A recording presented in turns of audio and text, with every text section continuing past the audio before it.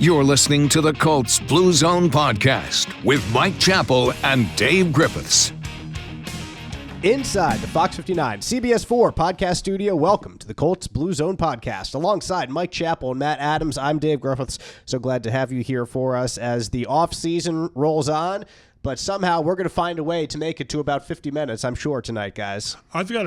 My degree's in BS from Ball State, so I'm pretty good at filling time. All right, yeah, well, let's get to it then. We have training camp reporting dates, a documentary revealing a very interesting insight into this year's NFL draft from a Colts perspective, a new study, and which is put in quotation marks here on our rundown from the venerable Matt Adams, said that the Colts have the NFL's most pessimistic/negative fan base.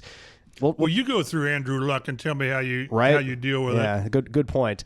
And some news on the HBO series Hard Knocks as well, and Matt Ryan receiving a very well-deserved honor for him. But I bet he doesn't mention Indianapolis in his acceptance speech. I do not think that he should. There is no reason for him to. Not one. None. That I could think of. But the Colts are going to report for training camp Wednesday, July 24th. That is the plan, released from the NFL. They're among the latest teams to report for camp this year, just with a group of like 4 or 5 others that are all the way back there on the 24th. So the very earliest that a team reports, rookies, I guess, come for the Baltimore Ravens on July 13th, a whole 11 days earlier. So it's not like it's excuse me, crazy much too much earlier, but nevertheless, the Colts are going to have some of the shortest amount of time here to get ready for that first game. I'm fine with that. I mean, I'm fine with that, but I'll keep bringing up the point that the Colts haven't won their season opener since, I don't know, the Eisenhower administration. And when things are like that, you don't keep doing the same thing. It's what the definition of insanity. Yeah. So, that was brought up to Shane Steichen the last week of minicamp about, you've had such a bad run of starting. The team. Right. And he said, yeah, they've looked into it and they'll do whatever they need to do, and but adding more training camp time, and again they knocked down 2 or 3 practices from OTAs. Right. So they're going to do it their way, and you just hope, except for the drought in Jacksonville, which I see no reason to think that's going to change. Well, not as long as I keep going. Well, Dave's already got his. Again, I have talked to our bosses, and you have a schedule. You have an assignment coming up that day that you don't know about. Oh, okay. And it won't be in Jacksonville. Okay, well, we'll see about that. But the Colts are set to announce their full training camp schedule at an event on June 26th, so that is still 1 week out as we tape this podcast right now. We'll find out all those interesting dates. There's whatever, Kids Day and Armed Services Day. Well, we know the 2 days, or really 3 days with joint work with Arizona. Right. I haven't got the dates in front of me. I should. No, I would have last week. Right. And then the one in Cincinnati. So there's 3 days. Although the one in Cincinnati would be after camp breaks, I assume. I think so, yeah. Probably the week after camp breaks. But I'll harp on it like I always do. Training camp, I hope the Colts always go away. West Coast, it's like they're going to Wisconsin. But to Grand Park, because it just gives them that 3 weeks to connect with players. And that's what team needs nowadays, because I think more and more we're seeing the league almost pull away from that personal connection with all the streamings and all this. So I hope the Colts, and I think the Colts will. I know Chris Ballard feels that way. Mm-hmm. We really haven't talked to Steichen about it, but Jim Irsay he sees the value of connecting with the fans during those 3 or 4 weeks. Yeah, you get the sense from Irsay and Ballard for sure that they value it. And Shane is kind of, I think, that when we've talked to him about it, he just, it's great to be in front of the fans. Like that's all you get from him, because again, he's Shane all ball Steichen. Right, which is fine. Like, the fans at that point don't matter to him. And I don't mean that in a denigrating way at all. It's just that he is so focused on what's going on in the field. Laser focused on schemes and all that stuff. I think that he could care less about who is in the stands. And again, I hope people don't read that the wrong way. Right, and I want to emphasize that as I say it here, that is not like he doesn't want them there. It's that he doesn't see it either way. So he probably sees no football value in that. Right. 14th and 15th of August for the Cardinals joint practices, and then the 20th. I think they were at 6 o'clock in the evening on those days. I seem to recall that that's correct. And Cincy was at noon or 1 o'clock or something. Yeah. If you want to go to Cincinnati. So we will see. We will see when that fully comes out on June 26, all those exact dates. So that brings us to a new NFL documentary that the Roku Channel released within the last week. It was Friday. It was its debut. All right. It's called NFL Draft. The pick is in if you want to check it out there. It followed draft day with a couple different teams in the league, and a similar documentary was revealed Colts last were featured year. in that one. Yes, they were indeed. So in this version, you saw the Rams really trying to move up in the first round to try to get Byron Murphy out of Texas, the defensive tackle. They couldn't do it. They wound up getting Jared Verse, and then in the second round, they got the Indiana kid, Braden Fisk from Michigan City. So they got their defensive tackle, but just they were trying really hard to get up for their guy in the first round. They wound up getting both guys from Florida State, which I'm sure if you're a football fan, you're on Twitter, you've seen the video of them finally getting Jared Verse in the building. Finally, like he was late, and he was able to get on the phone with Braden Fisk when he was just drafted. And it was a really, really great moment between those two teammates. Just excited to be back together again with the Rams. At one point, they said, tell the driver we'll pay any tickets that they incur. Just get him here. Yeah. So let's see. So the Rams were trying to trade up, like I said, and they were the team that was trying to trade up with the Colts in this sense at 15th overall. What it was the offer. The Rams would get the 15th round pick and the Colts' 6th round pick, first round pick, at 15th overall, and their 6th round pick at 191st overall. The Colts would fall down to the 19th pick. So they basically lose 4 spots. They get a 3rd rounder and a 5th rounder. I wouldn't have taken that at all. No, and I saw someone online was kind of analyzing this, and they gave the Jimmy Johnson draft points grade for that. Like, there's a very famous chart that the old NFL coach with the Cowboys, Jimmy Johnson, put together about the value of draft picks, and in this scenario, the Rams would have gotten a value of like 1,000 and some change, and the Colts would have gotten a value of 800 and some change in this. So really, when you look at that specifically, just that, it wasn't a valuable trade offer that the Colts would immediately just jump at. Of course, that's one metric that teams have their own, but nevertheless, Chap, it was a chance where the Colts had sat where they were, and they had tried to pull to trade up as we have covered here on this podcast. But once they finally got on the clock and their top defender in this draft was still on the board at a position that historically has been one that they have been chasing for the past, decade or so to try to certainly through Chris Ballard's tenure. Exactly. Then this offer was just not enough to pique their interest at the end of the day. And all the things you just mentioned, in my mind, is why the trade points and the chart and all that don't matter. It's irrelevant to me because the number 15 pick, it was worth so much more because of how the board came to you. Again, any team that has a chance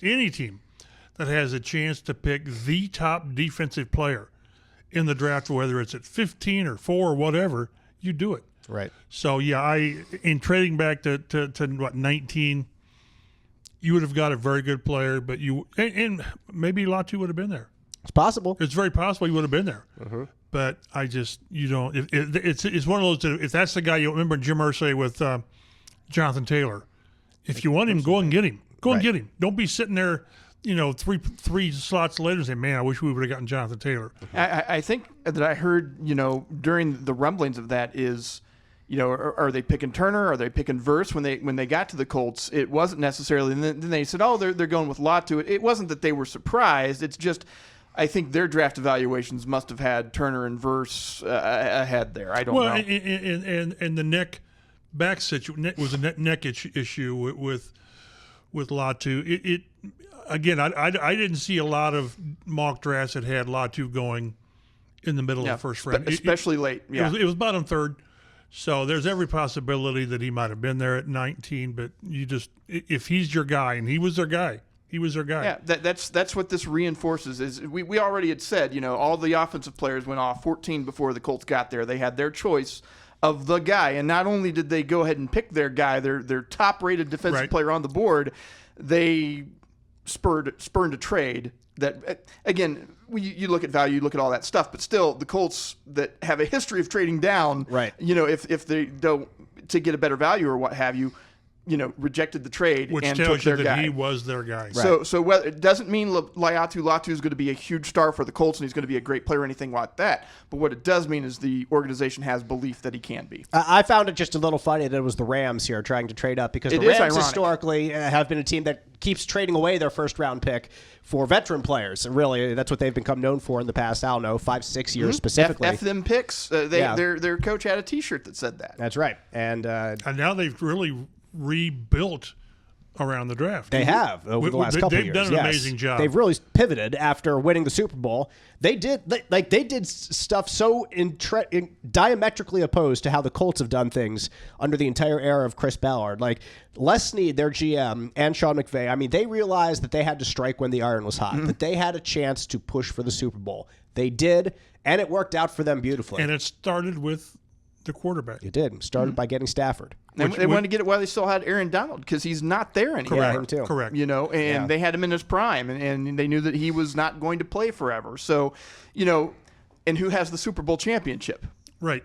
But it is all quarterback related. I think an interesting question or issue is with the NFL.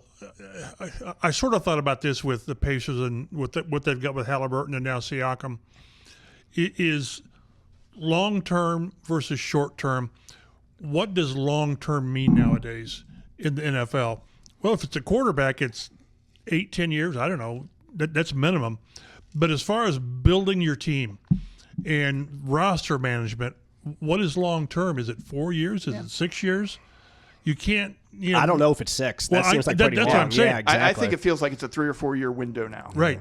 And with Michael Pittman, because if you hit that first-round pick, non-quarterback, you still after 3 years you have to reinvest big money in him. So again, long-term with a quarterback is different but long-term, the window being open with your quarterback and all that. Roster building is like 4 or 5 years. Mm-hmm. And until you find a spot where you are in a place to feel like you are right at the doorstep, you're not going to sacrifice year 4 or even year 5 in a long-term plan for this year or next year. That's why it's really interesting how the Colts have done this. They believe maybe more, no, not maybe, but more than most people that this roster is that close. Mm-hmm. This roster, because they added only 1 or 2 players, nobody major, and not to dismiss the defensive tackle, Raekwon Davis. But they're rolling it back with the idea that with the people they have in place in those positions, that this, as we've talked about, this quarterback will make that much difference, he and Jonathan Taylor. So it's just really interesting, and it needs to work. It needs to work. Well, this is a good time to kind of veer down this path about the Colts roster for a second, because it brings up. We'll get back to the draft documentary. Yeah. Thank you. But talking about the Colts' faith in their roster against maybe a national perception that that's not the case, CBS Sports released their annual. Pete Prisco released his annual top 100 players in the NFL that he does every year. This is not the NFL one that they put on NFL Network and they make a big to-do out of it in August or so. This is what Pete does. He's CBS Sports NFL columnist, long time. He's been doing it forever. And his top... Formerly from Jacksonville. Yes. His top 100 players in the NFL has 0 Colts on it. 0. There are 32 teams in the NFL, so on average, you would think teams would have about 3 players, right in that range. But on Pete's list, you had, I believe it was 9 San Francisco 49ers were on the list. There were a bunch of Chiefs, obviously. Patrick Mahomes is number 1. There were 8 Lions on the list, but 0 Indianapolis Colts. Your reactions to that? DeForest Buckner. He's not a top 100 player. He wasn't. He was listed in deeper down in honorable mention, where Jonathan Taylor was listed as the first player. I would argue for mention. Buckner really strongly, and Jonathan Taylor. I need to see the running backs. You mentioned that Derrick Henry's in there. Bijan Robinson, I guess, is in there. I don't know. But those two. Beyond that, I wouldn't argue too heavily. Kenny Moore, no. Quenton Nelson. They did have a couple of guards on here, like near the end. If you have some other guards on the list, it's hard to. They had both Chiefs guards. They had Thuney and they had what's their other guy's name? I'm going to find it here. Hang on, I'm not too far away from him. Trey Smith is their other guard. I think that I can argue that. Right. I saw some, and again, what people have to realize, there are so many. And this, I'm not knocking Pete at all. Pete, although Pete's a contrarian, he is, but there are so many outlets now that have their all something teams. Pro Football Network, which I know I'm not that familiar with, is not the NFL Network. Not PFF. They've got their all decade team, and it's got Quenton as one of the guards. Him and Zach Martin probably are the two guards. Probably, I didn't imagine. look that close, but I think Bishop Chatard's own. And DeForest Buckner was on the team as well. Oh, really? So I have a hard time believing that Quenton and DeForest and JT aren't top 100. I really do. Those would certainly be the three that have the best say. I best really argument. couldn't argue anybody else very strongly. Like you like Pittman, but he hasn't done anything to be considered for the top 100. We debate whether he's a top 10 receiver. Exactly. With all due respect, I really like Braden Smith. Like, I thought he had a really underrated year last year, but based on just the guys on this list, I don't know if you could sufficiently bump him up over the tackles that are listed here. But that's what's cool about these polls and surveys and lists is it just stirs. It stirs conversation. Gives us a little to talk about here. It gives us a couple of minutes before Cam comes back on. But you said Derrick Henry is on this list.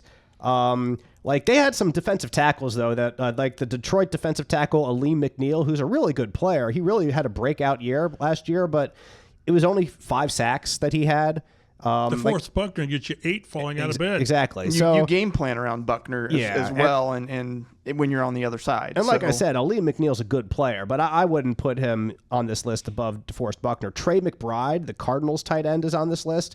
He had 81 catches last year for 10.2 yards. I mean, that's a tick better than Jack Doyle does, but he's not like a dynamic downfield change the game type player here. He only had 3 touchdowns last year, and you're putting him at 83 but on this at list? least Marvin Harrison Jr. is not on the list. Yes, thank God. Pro Football Focus. No Rome Odunze, no Malik Neighbors, no Jaden Daniels. Give me a break. No rookies on this list, so at least we got that going for us. But good for again, Pete. I have a lot of trust in Pete. Again, he's a contrarian. I don't agree with his list, but whenever I see these lists, first thing I do is see who put it out, and do I trust him as being somebody that's worth listening to. Normally Pete is, but I disagree with 2 or 3 spots on the list. Without seeing the rest of the list, I don't know how you leave those 2 or 3 Colts off. Right. Yeah, there's a good amount of quarterbacks on this list, as you would imagine. But we don't need to get into that too much more. But that's is your guy on the list, quarterback? No, he's not on the list, my guy. Flying under the radar this year. Let's go back to this Roku documentary about NFL draft. The pick is in. After that first round deal that the Colts rejected from the Rams, as the documentary was following the Cardinals, they revealed that the Colts were trying to move up in the second round with the Cardinals. And moving up in the second round is something that Chris Bauer did for Jonathan Taylor, as we saw a couple years ago. He did it for, was it Tyquan Lewis or Kamoko Toure? One of those two that year. And I guess you could say they moved up, but they moved back in to get Nick Cross. They did, but he was in the third round, correct. right? Correct. So, second round. Yes. Yeah. This was, let's see. The Cardinals had 35. We don't know the exact terms of that deal. Right. Thank you, Matt. But the Cardinals were sitting at 35 and the Colts were at 46. And the Cardinals GM in this documentary, Monty Ossenfort, said the offer wasn't good. They said it's a balanced deal, and I said that a balanced deal is not what we're interested in. So it was actually one of his personnel guys who said that. Okay. And then Ossenfort just reinforced that, this is a balanced deal. This is not what we want. Okay. So there you go.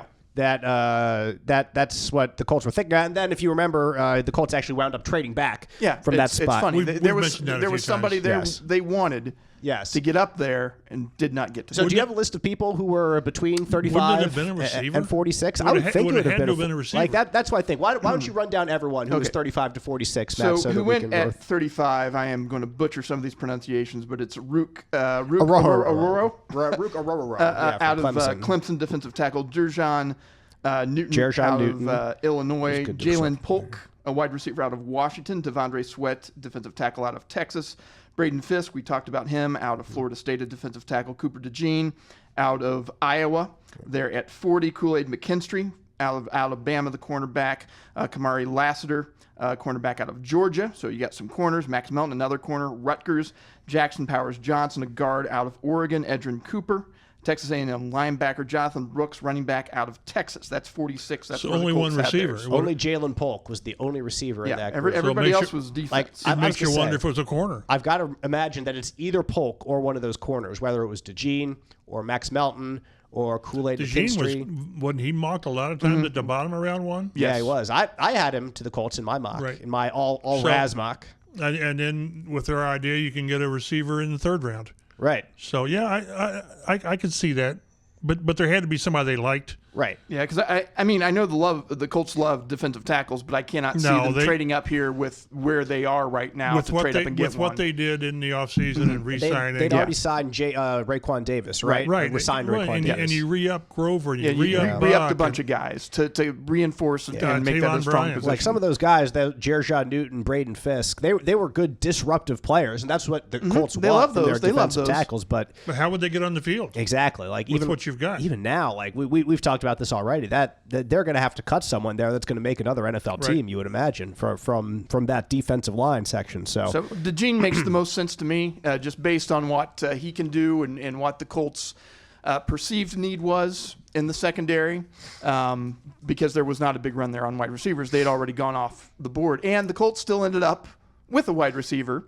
And they ended up, as I think Dave mentioned, they traded down. They loved him so much they traded down for him. They traded down in 6 spots. Didn't they get 2 5s? I think they got 2 5s they out of it. Yep. So and then that's where they picked A.D. Mitchell. So it's just interesting to me that, the Colts tried to get up there.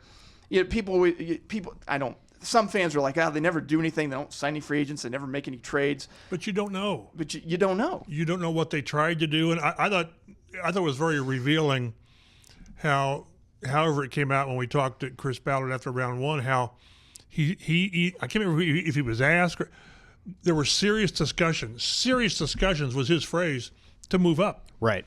And the only scenario that made sense was moving up to 5 with Washington, I think it was, which would have been neighbors. Right. So, and he normally doesn't give that much detail, but it just shows how much. And also, it shows with the difficulty of the Rams, because they didn't just try to get up to get Byron Turner. They also made some calls about trying to get up to get Brock Bowers earlier in that draft. They faced the same problem the Colts faced in moving up, is there were some really good offensive players on that board. Teams were pleased with where they were, and they did not want to move. And and if they did, you had to give up, you had to just mortgage the farm in order to do it. Right. So we were talking before we went on the air. This is what's kind of cool about when this comes out, where you hear what almost happened, what didn't happen.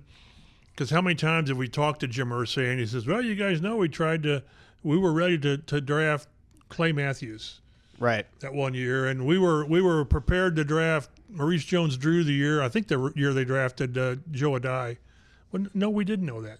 Jim, we didn't know that. Well, as you know, we were going to draft. Or as you know, this guy had surgery. And no, we didn't know that. No, yeah. But it's really cool when you see, this is like what Matt said. People say, well, the Colts never do things. Well, they do. They had a very, very, very active offseason, signing their own. Right. So, you can disagree and argue that that's not the way you should do it.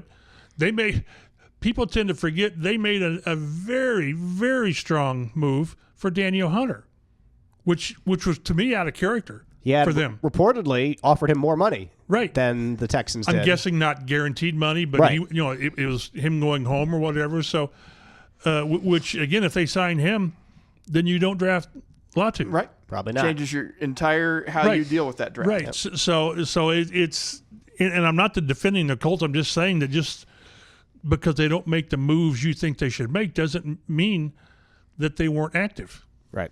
The documentary also follows Marvin Harrison Jr., Jaden Daniels, Caleb Williams, a couple NFL reporters, as well as Drew Rosenhaus.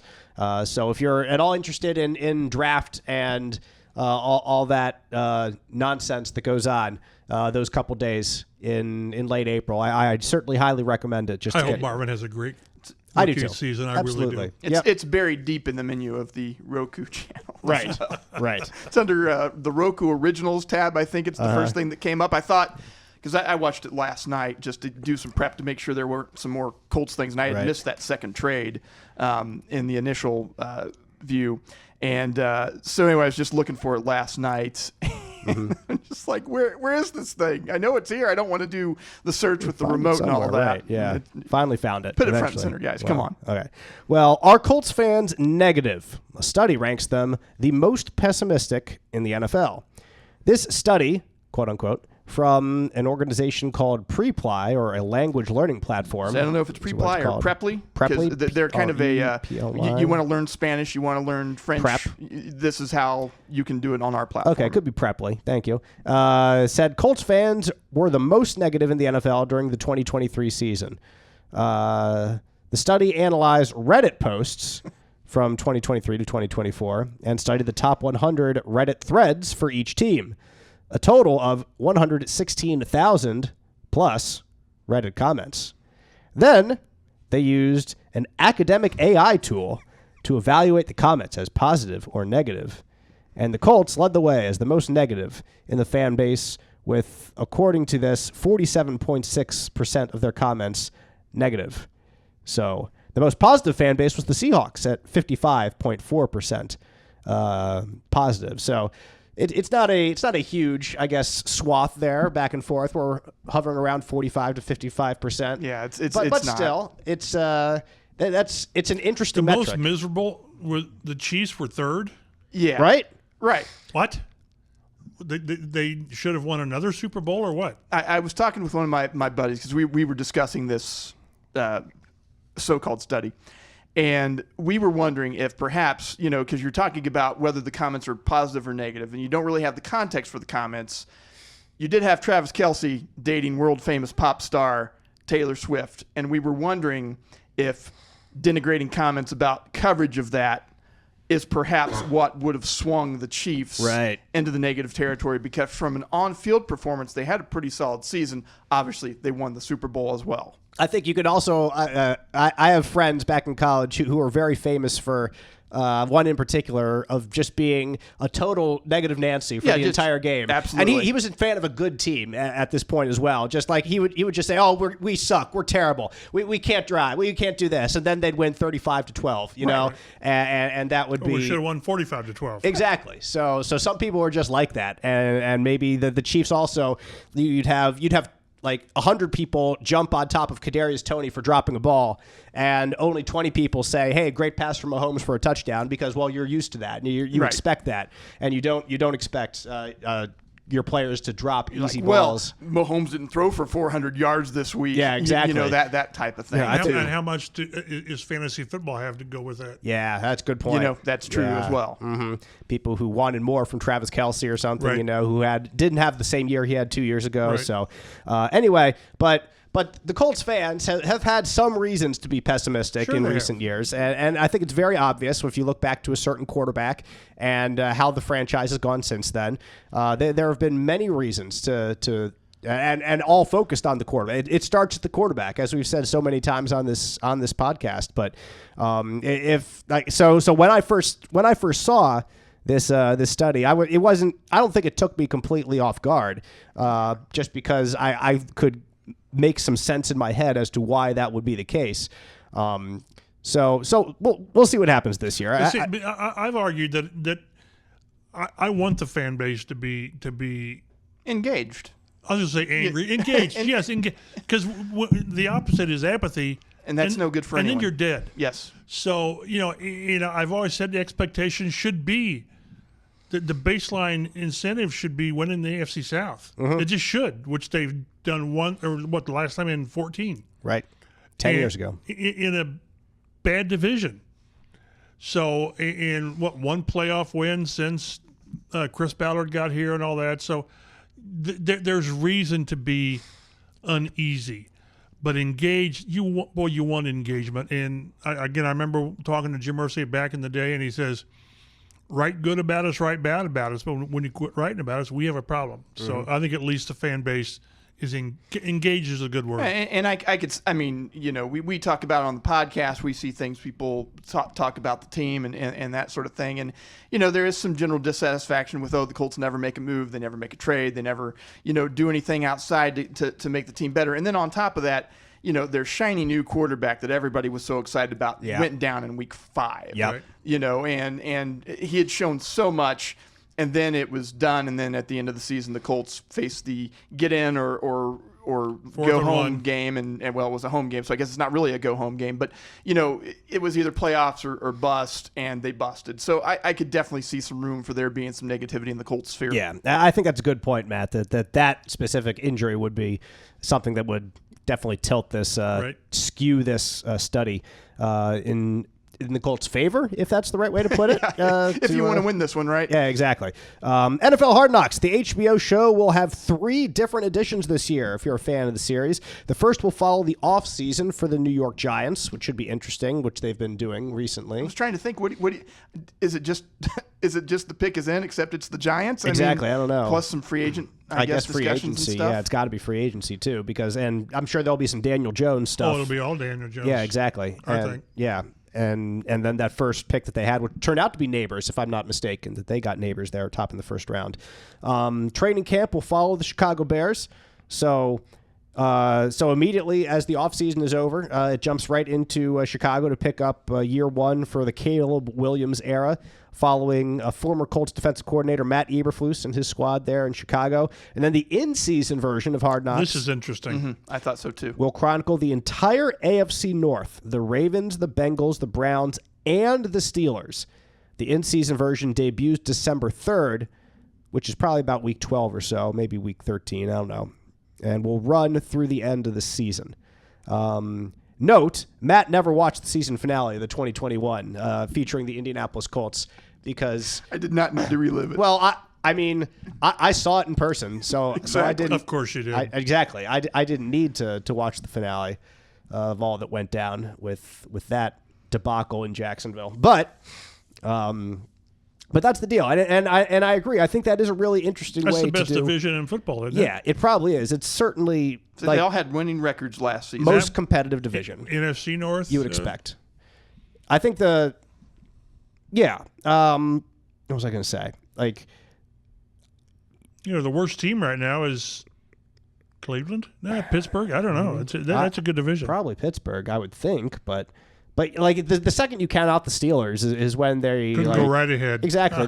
They're 11-6 again. Yeah, they're intriguing this year. They got a quarterback thing going on. Yeah. What are they going to do there? Obviously, the Bengals are getting Burrow back. That's going to be a thing too. Exactly. It is going to be a thing. Yeah. So because it always is. There's just drama that comes with having Russell Wilson as your quarterback, whether it's from him or from the fan base. Yeah, it seems like it. So at that point, it'll be at the time when we'll probably have some contenders, and or I would imagine either Lamar Jackson or Joe Burrow or both of them are in the MVP consideration at that point of the season.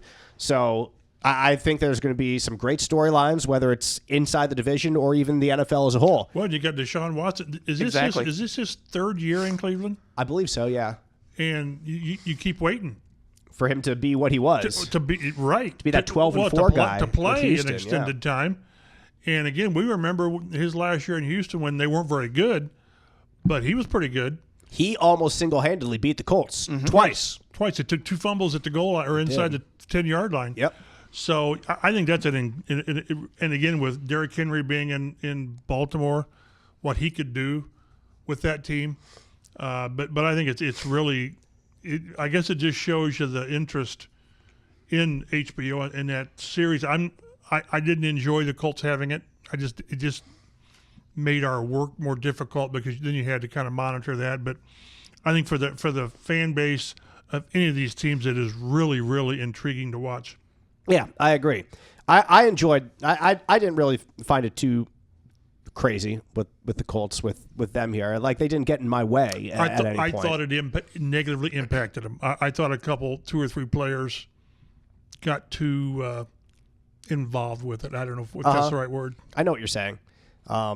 It was preoccupied with it. It was able to feature a couple of them that hadn't gotten that national recognition. I think Kenny Moore really had a coming out party with that show, and Shaq Leonard was on there as well. But Kenny, for the first time, was named a Pro Bowler that year. And right. Well, exposure's good. Yes. But people need to realize, I'm convinced that was a vote of one to do Hard Knocks inside the organization. Right. I don't think the coach wanted it. I don't think Chris Ballard was all that in favor of it. But right. It's great exposure for your franchise. I can't imagine any of these coaches wanting to have Hard Knocks. The intrusion, every move and stuff, and like some of the, it's like, oh, the Steelers are going to allow this. Well, the league said, yeah, you're going to have to do it, and kind of like John Harbaugh.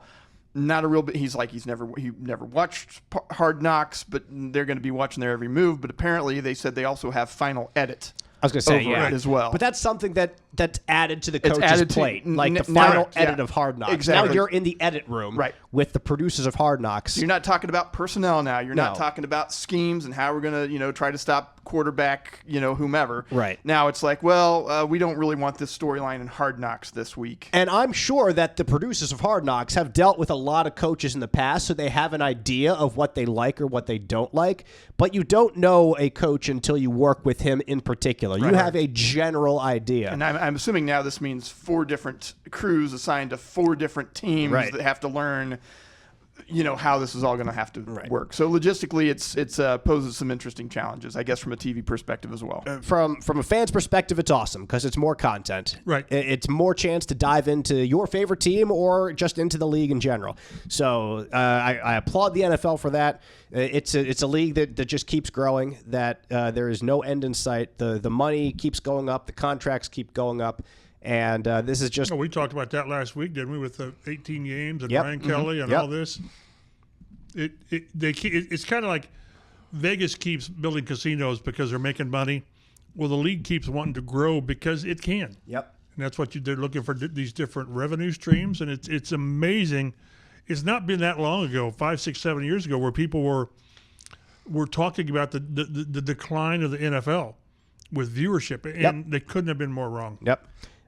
If there was any decline, it jumped right back. Right. Yeah, and I think too, following different teams as well, like the Colts. I mean, obviously, I was interested in that because it was the Colts, but I don't know how many people who weren't Colts fans were necessarily interested in that. Right. But at least you had a team that felt like it was ascending. We know that it did not work out that way. They were until they weren't. Until they weren't, and then they got to the last week of the season and last couple weeks of the season, 2 weeks, and could not win to get in. But you had a playoff contention team here, and then they had the Arizona Cardinals, and they had some rough injury luck.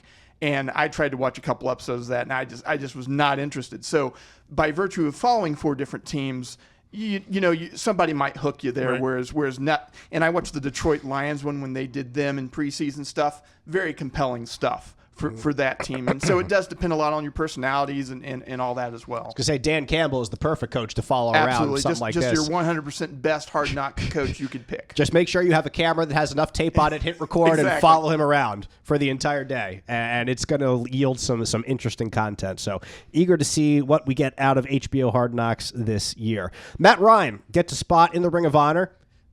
Not here in Indianapolis, in Atlanta's Ring of Honor. The Falcons will welcome Ryan, as well as their owner, Arthur Blank, into the team's Ring of Honor this year.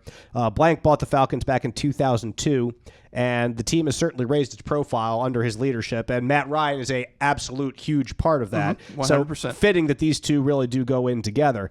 Ryan would probably rather everyone believe he spent his entire year with the Falcons and just forget that last season he played here in Indianapolis. But he was the Offensive Rookie of the Year. He was the NFL MVP. He's a Super Bowl runner-up. Ryan will go in on October 3rd against the Bucs. Arthur Blank will be honored against the Chiefs in a game on September 22nd. But kudos to Matt. It's certainly a well-deserved honor for him, for a franchise that owes him and Blank to some extent their their relevance in today's NFL, Chap, over the last 15 years or so. He was very, very good for a very long time. Should have won the Super Bowl. I mean, he had him in position to do it. And again, defense turned into Swiss cheese. Right. I still remember covering that game because that's when they had Freeney. And you had your Dwight Freeney story written. It might have been the best story I ever wrote in my life. And when they came back, I hit the old delete button, and it was gone. But it's really, I wish, a couple of regrets. I regret we never had a chance to really talk in person with Phillip Rivers. I think that would have been amazing that year. And I regret that it ended like it did, that Matt Ryan was part of as a player and as he contributed to how bad that season went. You hate to see great players finish like that, and he played a part in it. He wasn't what they thought he needed to be, and he wasn't able to lift them above the mess that was to come. Right.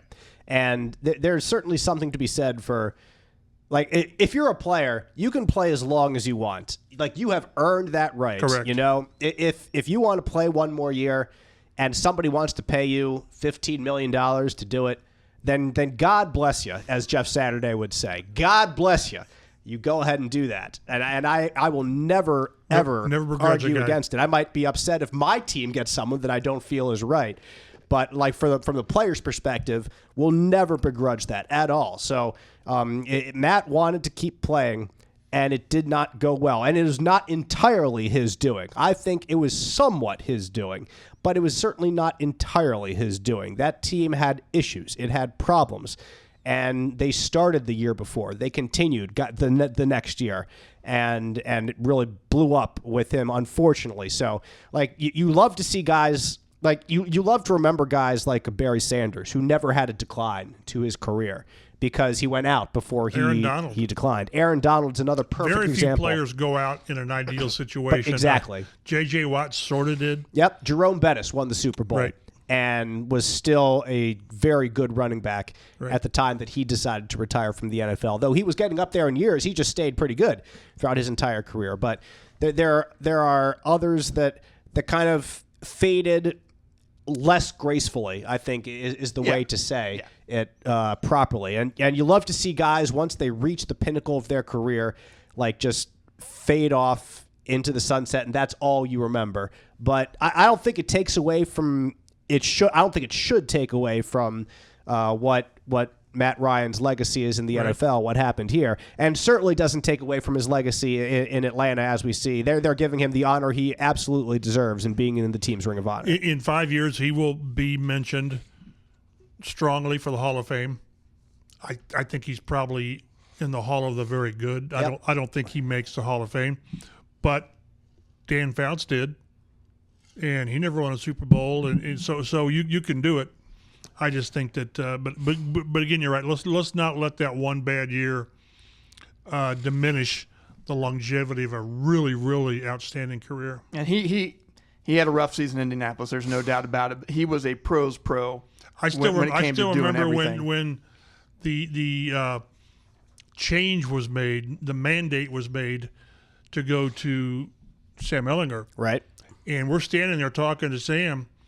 And Matt Ryan made himself available to talk. How many guys do that? I can't remember how many guys. Amazing stuff. And he was as gracious. Now, he was going to be replaced anyway because he had a shoulder injury. Right.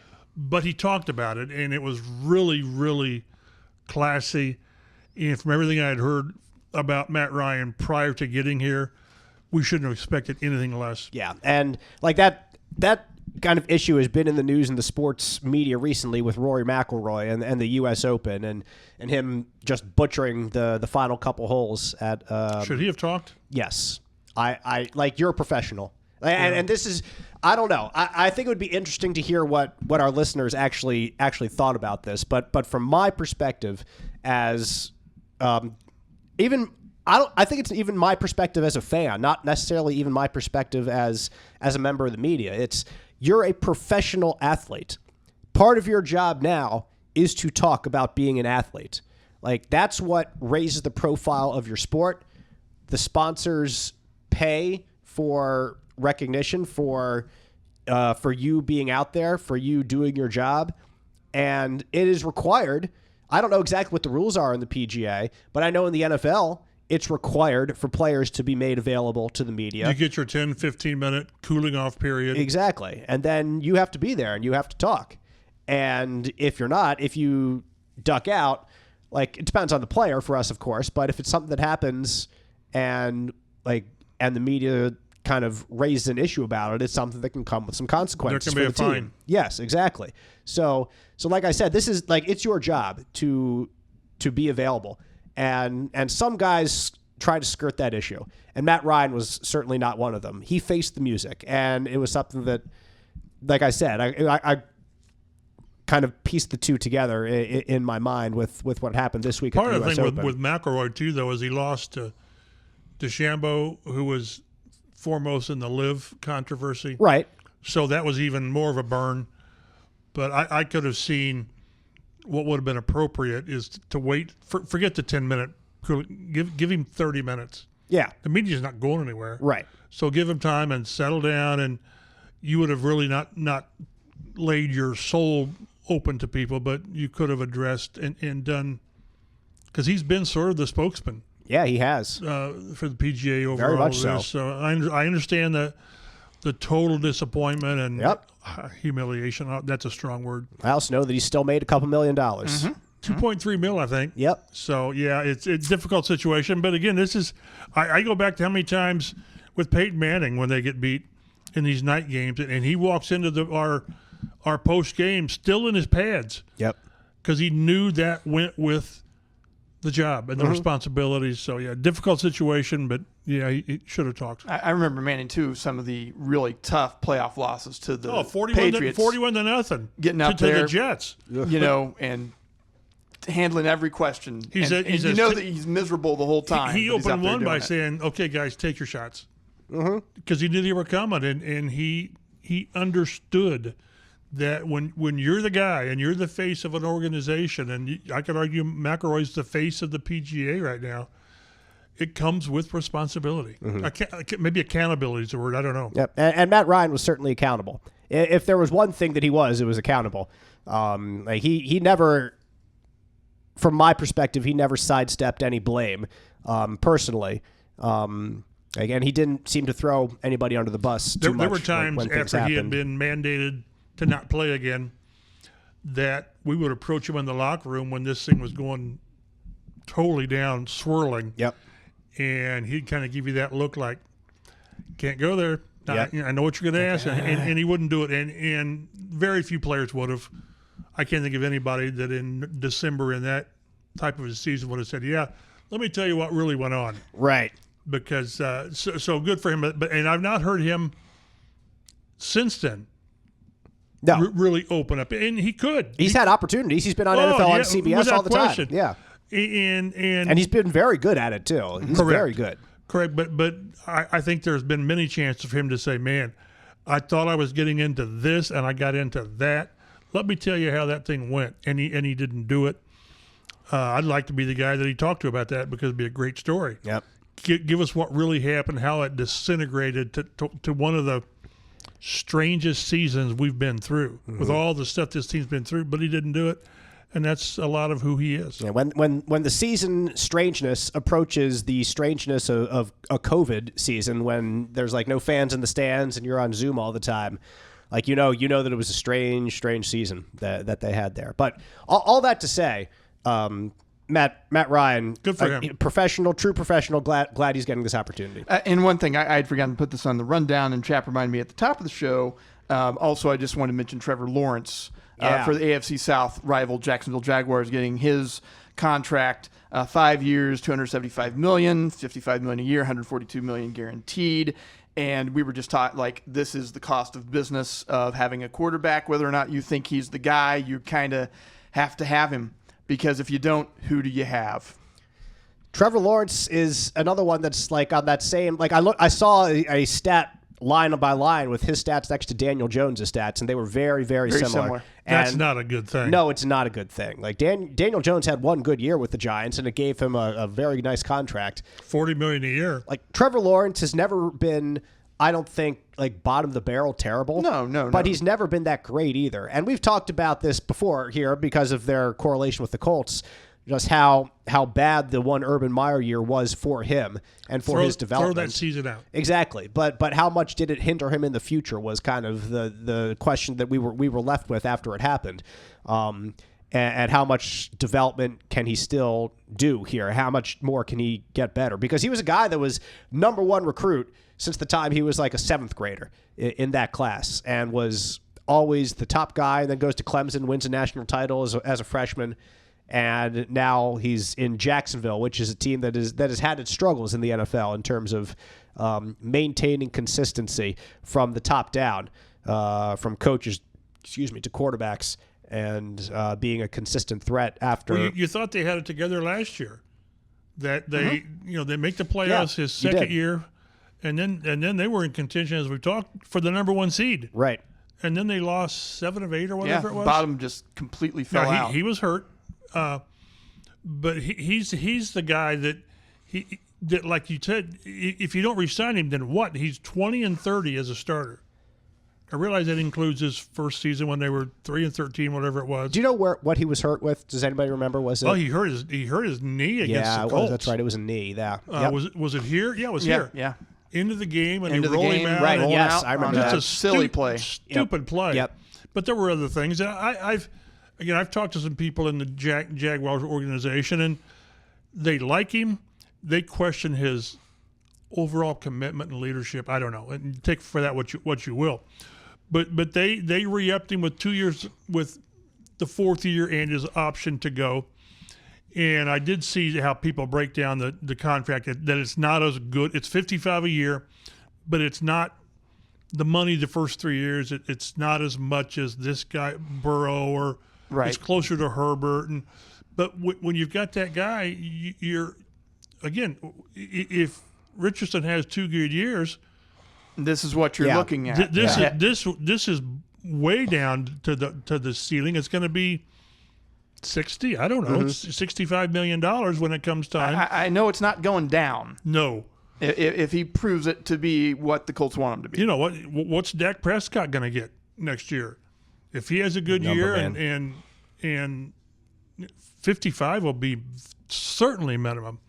So, but again, that's where you are. And if the Colts have to hope that Richardson really, really shows something, as opposed to just a little growth this year and then a little more growth, because then you're in a tough spot. Then do you give him? You're in the Trevor Lawrence, Daniel Jones era. Kyler Murray. I say Kyler Murray's the same way. Yeah. You want to say, well, we want more, but without that, unless the draft opens up, and there's no way that if Richardson is healthy, they're going to be so bad that they're top 3 picking. Now, injury could factor in. So then if he's not the guy, you're going to get back in this quarterback carousel. That takes you nowhere. It was a great ride, Mike. What are you talking about? It was an interesting ride. It was a ride. It was a ride. So, but again, it's been amazing to watch these quarterback contracts, and it's been amazing, more so, to watch the receiver market. Yeah. It's unbelievable. And we've still got Jamar Chase, and whom else? There's another guy out there, C.D. Lamb. Yep. What is it now? 30? Is it 35 million? Right around that range, I think. I mean, holy smokes! Quarterbacks, the top quarterbacks are now making like 24%, I think, of a team's salary cap, and receivers are just growing behind that. And certainly if you got one of each. Exactly. Cincinnati with Burrow and Jamar Chase. You're getting close to 35-40% wrapped up in just 2 players. And that's what it was back in the day with the Bill Polian Colts with Peyton and Marvin, and it was more because they had like 6 guys. Yeah. And it took up a chunk of your – and it really makes your personnel department hit on those Zaire Franklins. Yep. You need your draft picks. You need your undrafted free agent rookies. You need Gary Brackett to work out. Right. Yeah. And then you need those top 6 players – to perform. To overperform. Yeah. So interesting, but that'll be a topic for like in 2.5 years for us. Exactly. We'll table that and get back to it. And probably. we'll get back with you. Yes, in an off season to come. But just a couple more weeks left of this off season. Like I said, next Wednesday we'll learn the Colts schedule for training camp coming up in Westfield this year once again, and we'll bring you some content for sure over the next few weeks. I'm not going to promise you now exactly what that's going to be, but obviously when it comes back to the team being in Westfield, we'll dive headfirst in for another season. I'm looking forward to it. Yeah, I am too, and I think that there's plenty of reason to have some good excitement, some good anticipation, and not be pessimistic. At least at this point. Don't be so negative, right? At least at this point for the 2024 season. So you can follow Mike Chappell on Twitter at mchappell51. Read all his work online, fox59.com and cbs4indy.com. Excuse me. Matt Adams is at Statomatty. I'm Dave Griffiths at DaveG_sports. We'll see you next time on the Colts Blue Zone podcast.